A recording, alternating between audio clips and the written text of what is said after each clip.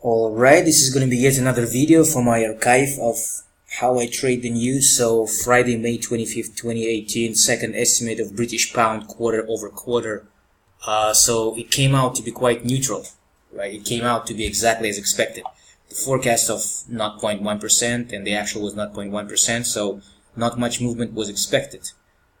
So I opened the trade for the pound, for all the pairs with pound, like somewhere here. And as you can see, this is where the news came out. And this is how bad it was. So now I'm in the minus 20, sitting there, right? Yeah, so I opened the trade and it didn't work out as expected. Nothing much happened, so I'm sitting in the minus $20. Yeah, I guess that's it. Came out to be quite neutral. Time to close it. I hold it well over 1 hour, well over the expected time frame of 1 hour. If the market didn't go my way, I should have closed it an hour after opening the trades.